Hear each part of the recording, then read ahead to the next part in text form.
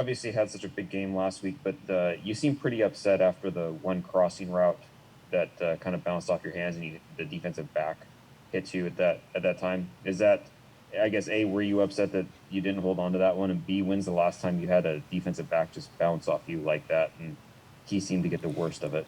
Um, I would say I was mad because it was third down and we didn't convert. And then I caught the ball and he knocked it out of my hand. So that's pretty much why I was mad. And I think that was like the first time I really seen somebody bounce off of me and they got hurt. So it kind of made me feel good after I knew he got up and he was all right. Brady? DK Russell told us about your golf outings this summer down in Mexico and in, Southern California. Got to ask, how's your game and how's his game? All right, I need to see what he told you first. He said that, if I can remember right, he said that you hit a few big drives and then you started thinking that you were Tiger Woods. Yeah, all right. So, yeah, he called me Little Tiger. I'm going to say that now. My golf game was not that good at first, but, as I kind of got my swing going, I think I found my stroke. Hit a couple pars, a few birdies, but, yeah, I think I got a little golf career growing in the future.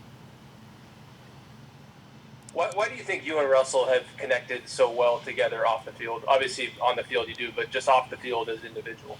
I believe our mindset. We both like to win, and we're both competitive. And I believe, that brings people closer.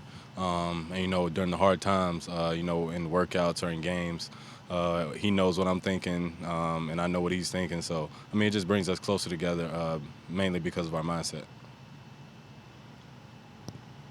Mike Jones?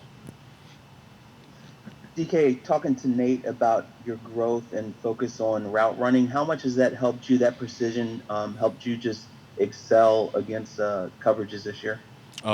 First off, Coach Nate and Coach Sanjay, the other assistant receiver coach, have been very exceptional with our receiver room this year, with how close to detail they've been, at practice and then translating everything to the field. But it just feels like the game's slowing down for all of us. From me, Tyler, Demo, Freddie, y'all haven't even seen Penny yet. And then a couple of more guys in our room. Just the game is just slowing down, and we just get to go out there and just do us and have fun. Joe Fan? DK, what's your first memory of being able to understand and know that your dad played professional football, and then how do you feel like him playing professional football has impacted you and maybe helped you? It helped me because he's made it to the professional football league when I was just in middle school, freshman year of high school. Just had dreams and aspirations of making it to the NFL, and me just listening to everything that he had to say and the people that he was connected to, and he's seen the Devin Hesters, the Brian Urlachers. He's already been to a Super Bowl. Just the knowledge that he has for me, and me just listening to it all and just soaking it all up, because he's been and played at the highest level possible. So just me just basically just listening to him and applying that to my life. Do you have memories of a kid of your dad playing in the NFL? Maybe do you have a first one or a couple you can share? My first memory is after they won the NFC Championship trophy. I was in the locker room holding the trophy after the game. Any teammates that he had that made an impression on you, or just being the kid in the locker room? He was an old lineman, so he mainly hung around either old lineman or defensive lineman. So Alex Brown, Tommy Harris, Anthony Adams is a good friend of his, are just three that I can name off the top. Thanks, DK. Ben? DK, what's been the thing about Russ that has opened your eyes the most or surprised you the most about him that wasn't immediately clear when, watching him from afar, that first FaceTime call, just being around him? What has kind of been the thing about him that's kind of, shocked you, maybe? I wouldn't say it shocked me, but one thing that stands out is how consistent he is and how he comes to work every day, and the process of the weekly preparation doesn't get tiring to him. He comes in every Monday, Tuesday, putting together a game plan for the next week, and he doesn't waver from that. So his consistency is what sticks out most to me. And if you were a defensive player, what position do you think you'd be best suited at, and why? Corner. Because I want to lock down the best receiver, and then I'm gonna talk stuff and get under their skin, even when I don't make a play on the ball. So I know that's one thing that really gets at me. Cool. Thank you. Bob. So, who has been calling you DJ Metcalf? Throughout the years, I have had so many reporters reference me as DJ Metcalf, and it's really starting to get to me now. I can understand, if you really don't know me, but right now, I mean, I think I'm making a name for myself, and it's in my bio, it's everywhere on my social media, and people still call me DJ, and it starts to get under my skin. And one more on did you play a lot of defense in high school at all, or I mean, have you played defense in your life? My freshman year, I played safety, and we played AJ Brown in high school every year, so I had to guard him at corner some games. Jackie. Hey, DK. Looking at the Bills secondary, what stands out to you on film? How much they attack the ball. They don't give up on a play. From Tre'Davious White to Levi Wallace to both of their safeties to their nickel, their linebackers even try to punch the ball out. So they fly around everywhere, whether it's perimeter or down the middle of the field. They're ranked number 4 in the league with forced fumbles. So just being conscious of that, and knowing going into the game that's what they're going to try to do. Thank you. Art. BK, speaking of other positions, Pete Carroll has mentioned that he'd like to see you on the edge sometime, rushing the passer. Have you ever done that, and would you like to? I've never done it, but if it helps the team win, why not? And have you ever been on the kick block team? No, sir. Well, I did in college. I was on the kickoff return team in college. Down the middle or around the edge? No, I was on the edge. That was actually how I got injured in college. Really? So, yeah, I don't think they're going to try to do that to me anymore. What happened? Did you get hit by the ball or just... No, I don't think the ball could have did that to me. No, that's when I broke my neck. I got hit under my chin trying to block. Yes, sir. Okay. Well, you're relieved of that duty. Yeah. Thanks. Michael Sean. Hey, DK, how do you balance, being very, very, very famous and just staying grounded as well? Never think you're famous.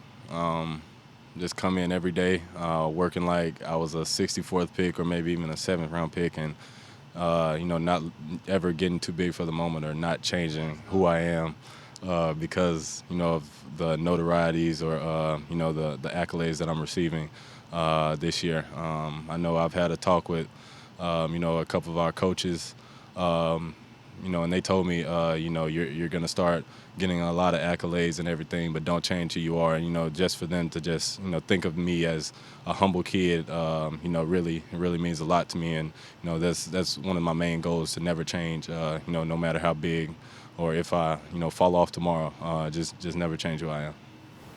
Do you feel famous? No, I don't think I've done anything to be famous yet. Thanks. Jessamine. DK, have you heard yourself mic'd up yet? No, I don't think I saw a few clips. I don't like listening to myself talk. I think I sound annoying. Last time I asked you, you said you don't talk, and we heard some talking in that game. Was it because of the Niners, or are you just not aware that you're doing it? No, I play the game. I talk a lot on the field. Especially if a DB thinks they're doing something. That's when I really get riled up. Yeah, who'd you have the most words with on Sunday? The 49ers in general. No Yeah. public. Yeah.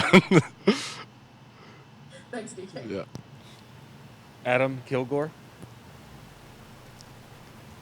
DK, the more success that you have, the more people go back and say how did teams not draft this player until number 64, and the obvious answer seems to be the neck injury that you're talking about. I wonder, like today, even now, does that injury require any kind of maintenance on your part? And as you do look back, that now you've kind of come full circle. Like when you reflect on when you were picked, like how do you process it now? How do you look back to the whole process and sort of how it played out? No, sir. My neck is not giving me any problems today. It really doesn't require any maintenance. But looking back, it was just a blessing in disguise, as I like to describe it. I wasn't supposed to go in the first round for a reason, probably because I wasn't gonna work as hard. If I got drafted in the first round or early in the second round. But it allowed me to come in here with a chip on my shoulder and just to realize what it felt like to be an underdog in the NFL. So you really think, because talking to some of your old coaches, like they said you've always been a really hard, determined worker. Do you think if you got picked, 15th or something like that, that might have affected your approach to the game? I don't think it would have affected my approach to the game, but probably my approach to life, or I probably wouldn't have taken this opportunity. I probably would have taken this opportunity for granted. But like I said, it was just a blessing in disguise, and God put me in this position. He made me wait until the 64th pick, just to be placed in this organization. With Russ, with Pete, Tyler, Dwayne, Bobby, all the great players and people that are in this organization. All right, last one for DK. Corbin. Hey, DK, I just got to ask you, because Pro Football Focus has you down leading the league for yardage against single coverage. Are you surprised at this point that defenses continue to just put one defender on you? And how much of that is on the Tyler Lockett effect? I was just going to say that's Tyler Lockett and David Moore and Freddie Swain and, our running back room. They really have to pick their poison, because if they're going to try to take away me, Tyler can pop off for 200 yards, or, D-Mo can pop off for 100 yards. It just really comes down to picking your poison and who do you want to get defeated by that game. Thank you, DK. Russ for MVP. Peace out.